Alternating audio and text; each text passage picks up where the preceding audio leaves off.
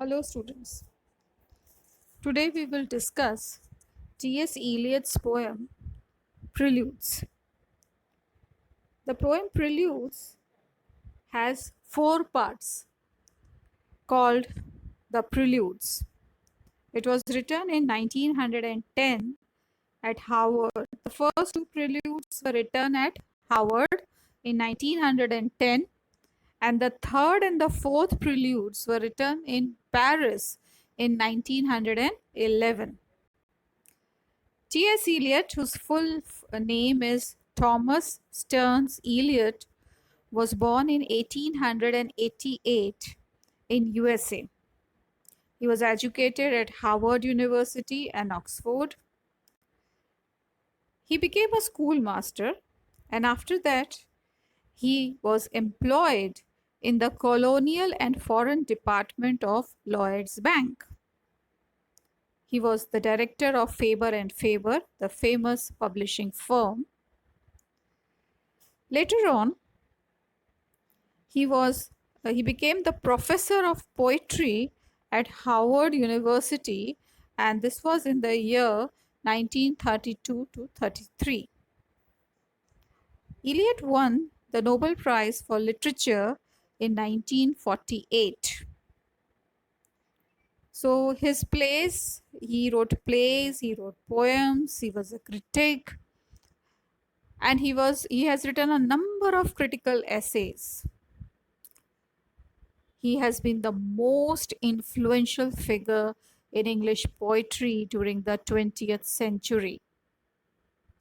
His output has been small, but his range is very large. His method or his style is obscure, but anyone who wishes to get out all he can out of him must be prepared to study him as though he were a Greek classic, because his style is obscure. So it is very difficult to understand his poetry. So many allusions, so many references, and also he is a multilingual poet. He draws his references from Sanskrit, from English, from Greek, from Latin. So he was a multilingual poet, a critique. Now, he has won an authority such as no other poet in English has enjoyed since Tennyson. An authority as a poet, as a critic, as a publicist, and a playwright. He has contributed more than any other modern writer to the framework of ideas within which English poetry, both past as well as present, is read and interpreted. Now, when we read Eliot's poem, we are impressed by his remarkable technique, his style of writing. As I told you, it is somewhat obscure. He draws references from many different cultures and traditions. So it is a bit obscure, but we are impressed. The other is that the poet is usually dealing with involved or obscure or painful states of mind. He portrays the sad aspect of mind, the painful aspect of mind, the sober aspect of mind, the obscure abstract of state of mind. Now, his poetry is a break from the Victorian poetry because he writes in a colloquial language. He writes about common situations, about common people in a common man's language.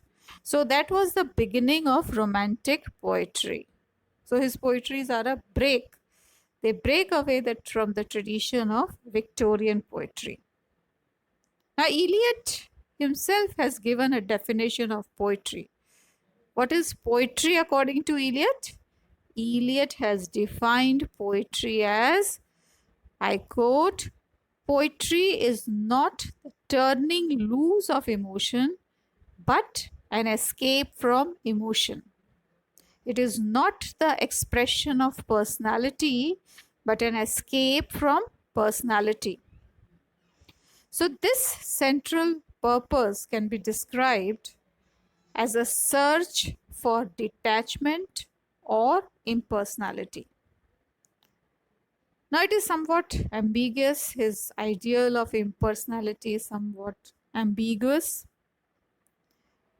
Now, there is one more thing. He insists on a poet's obligation to transcend his private self by loyalty to the tradition of English literature as a whole, and for which he needs the historical sense. You should transcend your private self, your personal self, and you should write in the tradition of European literature. And for that, to write in the tradition of European literature, you must have the knowledge of all the literature which was written in the past. So this historical sense is also very important to Eliot. What do you mean by historical sense? It means a constant attention to the changes in literary styles and values, and also to the continuity and the permanence, a sense of fixity together with flux. See, both the things, two contradictory things. Fixity with flux, how the tradition, literary tradition changed with time, how the values change, but at the same time, there was some continuity also, there was some permanence also in the tradition, literary tradition I'm talking about. So there was a sense of fixity together with flux. This is important for Eliot. Now, in Eliot's poetry, the idea of time has the same kind of prominence as the idea of nature in the poetry of the Romantics. It is latent there from the beginning. Now, one of his very most important, very famous poem is The Wasteland. You will read this poem when you study in your MA class. Now, it was what was there in the wasteland. It was he gave a complete view of civilization, of human history, of human failure, and of the perennial quest for salvation. That is the theme of Wasteland.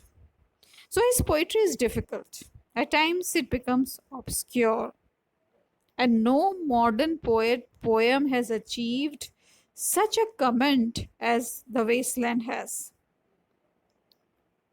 Now, why the obscurity? You may ask, you may wonder, what is the obscurity? Eliot's obscurity arises from his use of material known only to him.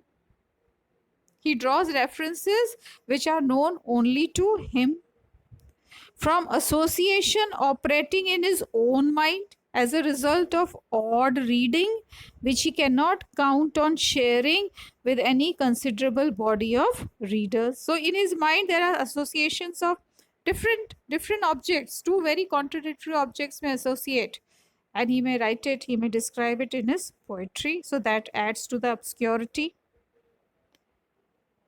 Now, for example, Sanskrit words, for whose meaning the English reader has to depend entirely on the meaning given by the poet himself, because the English readers, they don't understand Sanskrit.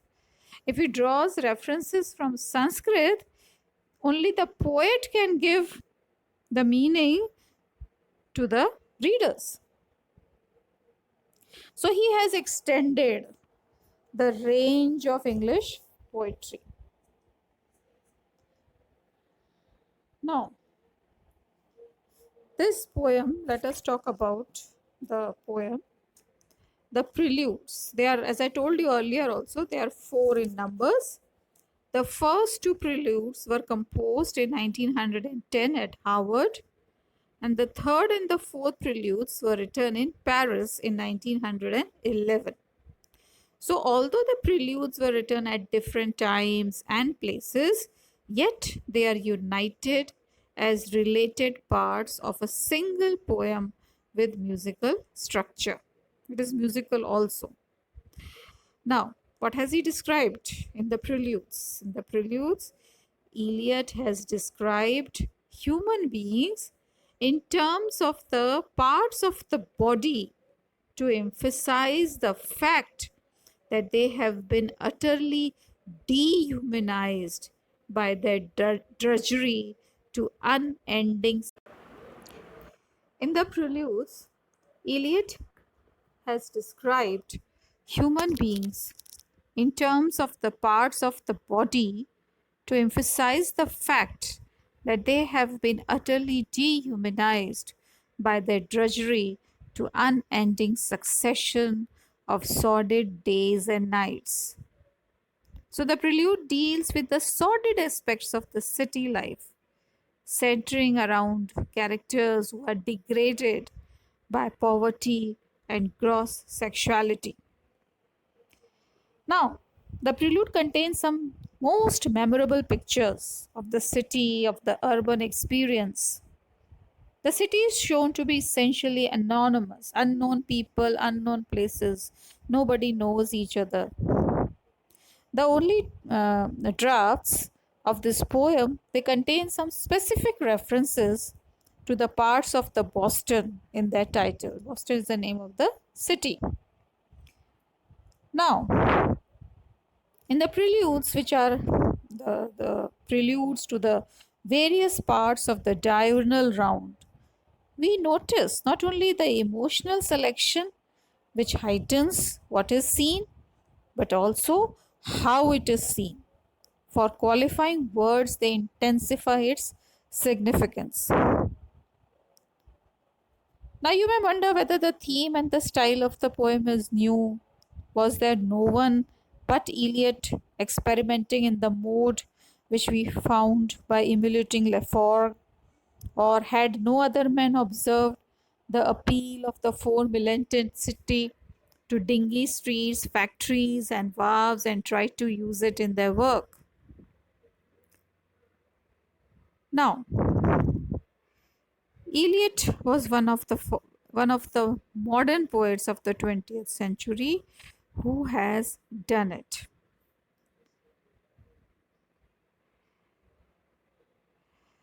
All the singers of the Manhattan, they praise the picturesqueness of the streets and factories with a certain childlike wonder in the fact that they are the first one to see the streets.